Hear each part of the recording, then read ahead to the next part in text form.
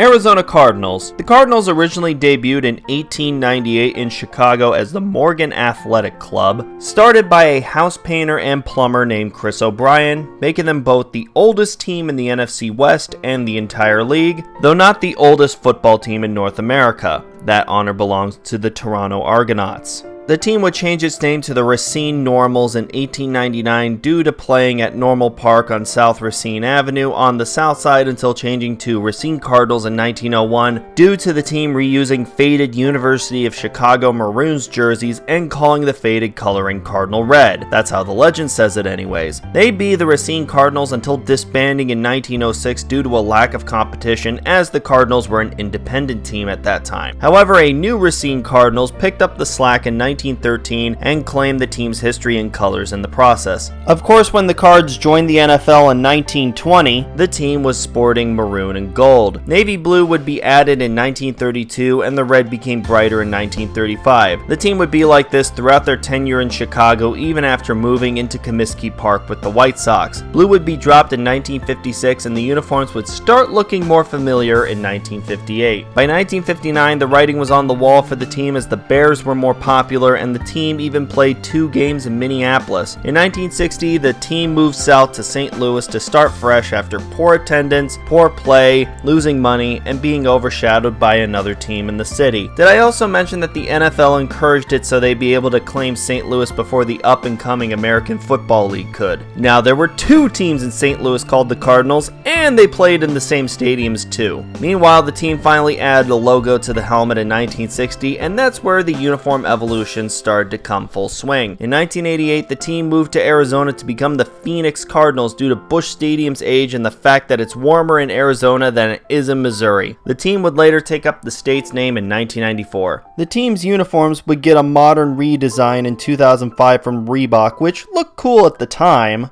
but didn't age well as the 2010s became the 2020s, leading to this redesign introduced last year. I'd compare this to NBA redesigns that were similar to their previous look except worse, such as the Cavs and Rockets. Or better yet, they're like some college football redesigns that Nike made for this year, such as Baylor and TCU, both being just blocks of the same color and nothing else. Now, I do acknowledge that the red jersey being different from the white jersey is historical for the team, but it looked stupid back then, and it's even more stupid now to recreate it, especially this poorly. The home red is one huge block of red with only a giant Arizona word mark to break it up. I do like that they kept the TV numbers on the shoulders, but there's nothing else going on here. This isn't the only redesign like this that Nike has done, but I'm amazed that they erased designs running up along the body, in this case the Reebok piping, and replaced it with Jack Squat. Really? Not even some sleeve stripes? Well, they are on the white road, but that's all this jersey has. Even seeing this in action, they look incomplete. I do lol seeing that they put Cardinals on the sleeve stripes as if they pasted it on at the last minute, or were reluctant to put initials there like the Bears. Both jerseys are paired with their familiar matte white helmet, which has some speckle on it that you'll never notice, and their Cardinal logo first introduced in 2005 with added metallic sheen and shading. It's probably the only good thing going for these uniforms.